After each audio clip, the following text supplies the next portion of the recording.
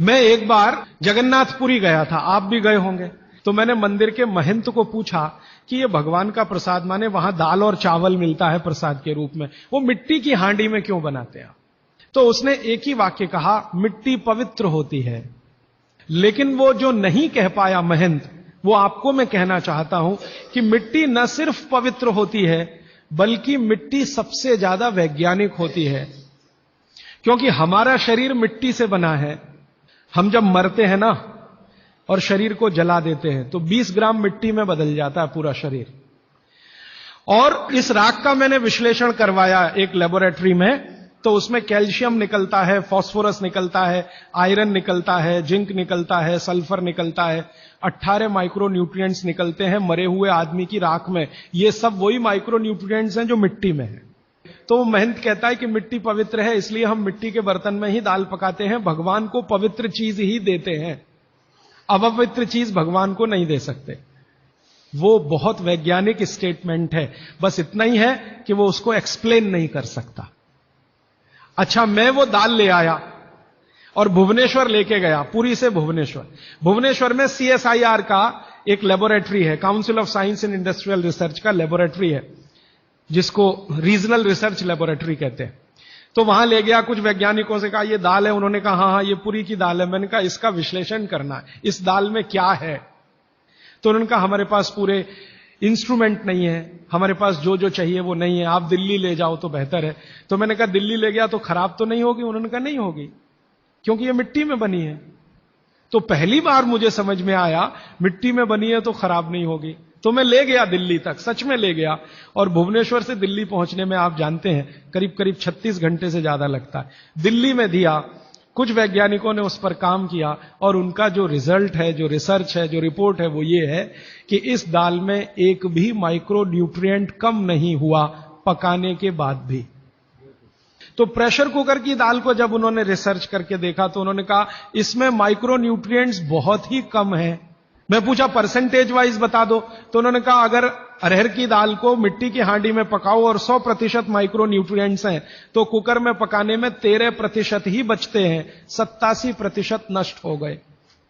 मैं पूछा कैसे नष्ट हुए? तो उन्होंने कहा ये जो प्रेशर पड़ा है ऊपर से और इसने दाल को पकने नहीं दिया, तोड़ दिया, मॉलिक्यूल्स टूट गए हैं, तो दाल तो बिखर गई है, पकी नहीं है, बिखर गई है, सॉफ्ट हो गई है।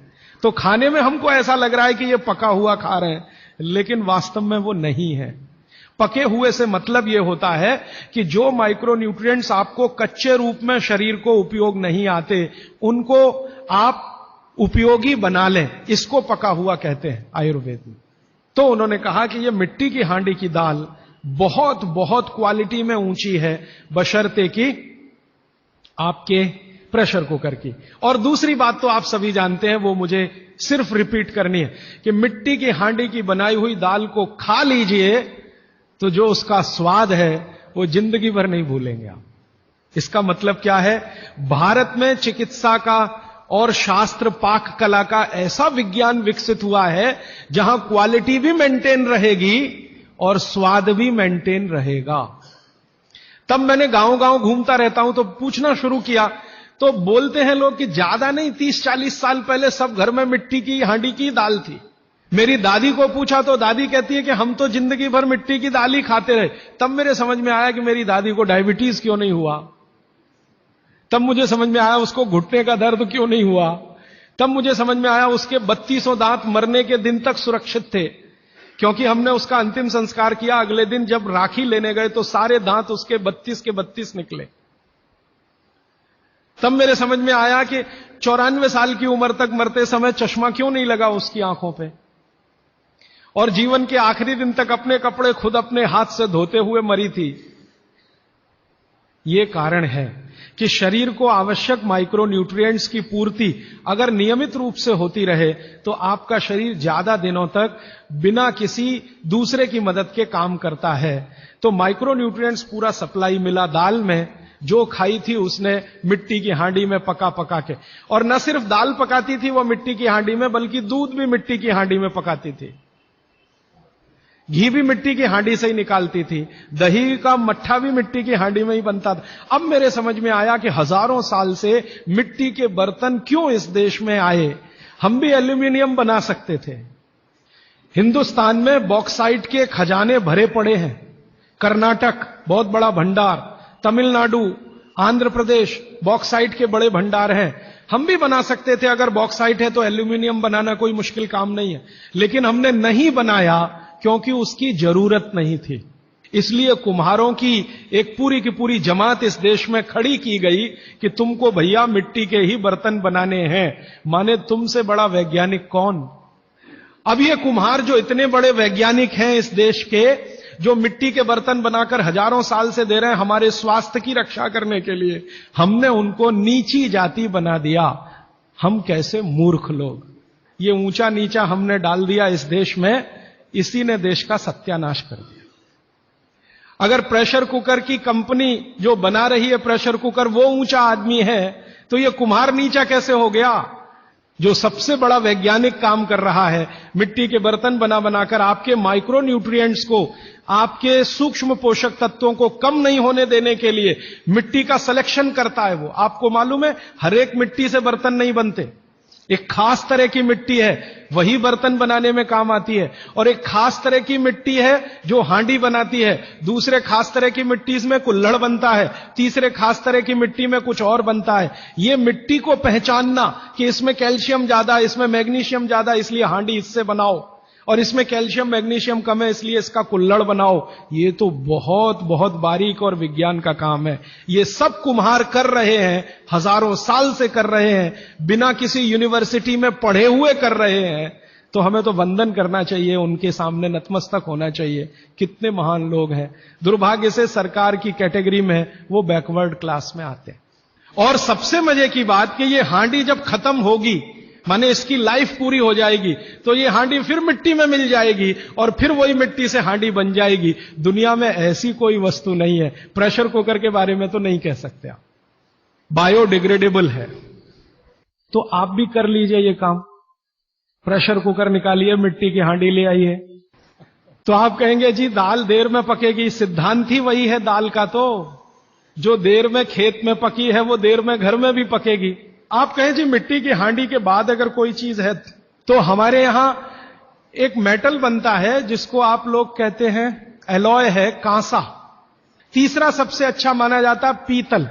अब ये कांसे और पीतल में भी हमने काम कर लिया कि अरहर की दाल को कांसे के बर्तन में पकाएं तो उसके सिर्फ 3% माइक्रो न्यूट्रिएंट कम होते हैं, 97% मेंटेन रहते हैं। पीतल के भगोने में पकाएं तो 7% कम होते हैं, 93% बचे रहते हैं। लेकिन प्रेशर कुकर में बनाएं तो सिर्फ 7% बचते हैं, बाकी खत्म होते हैं। अब आप तय कर लीजिए, आपको लाइफ में क्वालिटी चाहिए तो आपको मिट्टी की हांडी की तरफ ही जाना पड़ेगा, माने भारत की तरफ वापस लौटना पड़ेगा, इंडिया से। अभी हम हैं इंडिया में, जो बनाया अंग्रेजों ने या बना दिया अमरीकियों ने, इस इंडिया से निकल के भारत की यात्रा करनी पड़ेगी। और मैंने पिछले 1-2 वर्षों में ये बातें गांव-गांव में कहना शुरू किया है, तो इसका परिणाम पता है क्या, कि कुम्हारों की इज्जत बढ़ गई है गांव में। और मैं मानता हूं कि मेरे व्याख्यान की अगर कोई सार्थकता है तो वो ये कि कुम्हारों की इज्जत इतनी बढ़ जाए कि वो पंडितों के बराबर आ जाएं, क्योंकि वो किसी से नीचे नहीं है, क्योंकि वो किसी से छोटे नहीं है। और मजे की बात कि वो हांडी बना के आपको 20-25 रुपए में ही दे रहे हैं, प्रेशर कुकर तो 250-300 रुपए का है। मैं होम्योपैथी की भी चिकित्सा करता हूं, तो बहुत सारे पेशेंट मुझे फोन करते हैं, राजीव भाई ये। तो मैंने कुछ पेशेंट को खास कर कहा कि देखो भैया, आपको मैं कोई दवा नहीं दूंगा। तो कहने लगे फिर बीमारी कैसे ठीक होगी। मैंने कहा एक ही काम करो, मिट्टी की दाल खाना शुरू करो, मिट्टी की हांडी में रखी हुई दाल खाना शुरू करो। चावल खाना है तो मिट्टी की हांडी का। कहने लगे राजीव भाई कौन करेगा ये सब। मैंने कहा आपकी बीवी करेगी या आप करोगे। अगर जिंदगी चाहिए तो झक मार के आप करोगे, नहीं तो अमेरिका जाओ, कनाडा जाओ, जर्मनी जाओ, लाखों रुपए खर्च करो, फिर भी झक मार के वापस आओ। तो मेरे पास कुछ डायबिटीज के क्रोनिक पेशेंट हैं, बहुत क्रोनिक, जिनका शुगर यूनिट 480 के ऊपर है। ऐसे 100 से ज्यादा पेशेंट, वो 8 से 9 महीना हो गया नियमित रूप से मिट्टी की दाल और मिट्टी का चावल, माने हांडी की दाल और हांडी का चावल, हांडी की खिचड़ी नियमित रूप से खा रहे हैं। और अब तो उन्होंने मिट्टी का तवा भी ले आया अपने घर में रोटी बनाने के लिए। बाजरे की रोटी बहुत अच्छी बनती है इस मिट्टी के तवे पे, तो रोटी भी उसी की खा रहे हैं। 8 महीने के बाद सबका शुगर टेस्ट किया है तो 480 यूनिट वाला अभी 180 यूनिट पे है, बिना किसी मेडिसिन के, बिना किसी इंजेक्शन के, बिना किसी टॉनिक के। और होम्योपैथी की कोई दवा नहीं दी मैंने उनको। कुछ लोगों को ज्यादा परेशान थे, दवा भी दो दवा भी दो, उनको प्लेसिबो दे दिया। प्लेसिबो समझते हैं? खाली गोली, दवा नहीं डाली। तो पेशेंट को लग रहा है कि मैं दवा खा रहा हूं, दवा खा के अच्छा हो रहा हूं। मुझे मालूम है कि वो कोई दवा नहीं है, वो प्लेसिबो है, वो अच्छा हो रहा है उस मिट्टी की दाल खा के, मिट्टी का चावल खा के, मिट्टी की खिचड़ी खा के। रिजल्ट ये है। तब मैंने मान लिया कि बागभट्ट सच में महान आदमी थे। ये एक सूत्र पूरा होता है, 8:30 का समय हो गया है। आगे कल दूसरा सूत्र, तीसरा, ऐसे कर करके जो सबसे जरूरी 15 है वो पहले बताऊंगा और उसके आगे